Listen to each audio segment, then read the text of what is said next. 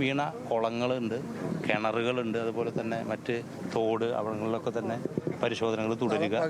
പരിശോധന നടത്തുക എന്നുള്ളതാണ്. അല്ല, അതൊന്നുകൂടി പരിശോധിച്ചിട്ട് ഇപ്പം നമ്മളവിടെ നിൽക്കുമ്പോൾ ഉണ്ടായ സ്പാർക്ക് ഉണ്ടല്ലോ, അപ്പോൾ അതനുസരിച്ചിട്ട് വളരെ സ്പീഡിൽ എല്ലാവരും കൂടി കയറുന്നത് നന്നാവില്ല എന്നുള്ള നിലയ്ക്കാണ് ഇപ്പോൾ DC-യും അതുപോലെ തന്നെ പിന്നെ കമ്മീഷണറൊക്കെ ഉണ്ടായിരുന്നല്ലോ. നമുക്ക് തുടരാൻ എല്ലാ സ്ഥലത്തും ഇപ്പോൾ ലൈറ്റ് ഇട്ടിട്ടുണ്ട്. ആശുപത്രിയിലെ കാര്യങ്ങൾ കൂടി നമ്മൾ മുന്നോട്ട് കൊണ്ടുപോകേണ്ടതുണ്ട്.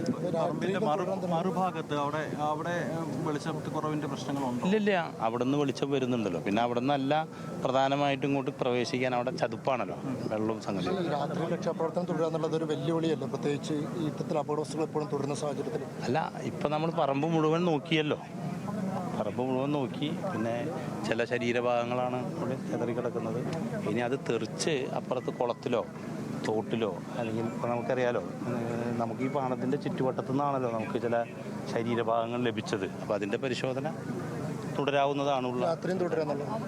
തുടരുന്നത് ഇപ്പോൾ അവർ ഒന്നുകൂടി പരിശോധിച്ചിട്ട് നമ്പർ വൃത്തിയാക്കി ഒന്നെടുത്ത് ഇപ്പോൾ അവിടെയുള്ള ആളുകളോട് സംസാരിക്കണല്ലോ എത്ര പേര് എന്നതിനെ സംബന്ധിച്ചൊക്കെ തന്നെ. അതിലേക്കാണ് ഇനി ഇപ്പോൾ ആശുപത്രിയിൽ ആവശ്യമായ ഇപ്പോൾ പിന്നെ ഇൻക്വസ്റ്റിന് വേണ്ടിയുള്ള പരിശോധനകൾ പൂർത്തിയാക്കണമല്ലോ. അതുപോലെ തന്നെ ബോധമുള്ള പിന്നെ പേഷ്യൻസിനെ ആ രീതിയിൽ തീ പൊള്ളിയവരെ കണ്ട് അത്തരം കാര്യങ്ങളൊക്കെ തന്നെ മുന്നോട്ട് കൊണ്ടുപോകും. ഒരാൾ വെന്റിലേറ്ററിലാണ്, പിന്നെ ബേൺസ് ICUവിൽ കുറച്ച് പേരുണ്ട്. മിക്കവാറും 70-65% തന്നെ പൊള്ളൽ ഏറ്റവർ കൂടിയുണ്ട്. അതുമായി ബന്ധപ്പെട്ടുള്ള കാര്യങ്ങൾ ഇപ്പോൾ മിനിസ്റ്റേഴ്സൊക്കെ അങ്ങനത്തെ വരുന്നുണ്ട്. അറിയാലോ,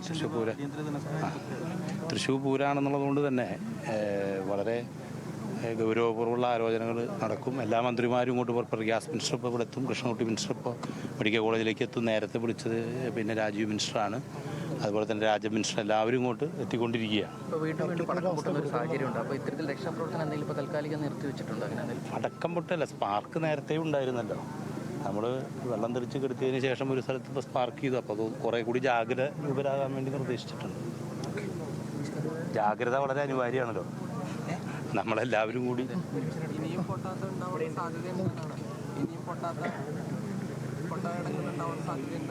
വെടിക്കെട്ടാണ് എന്നുള്ളത് കൊണ്ട് തന്നെ നമ്മൾ സൂക്ഷിക്കേണ്ടതുണ്ട്. നമുക്കറിയില്ലല്ലോ.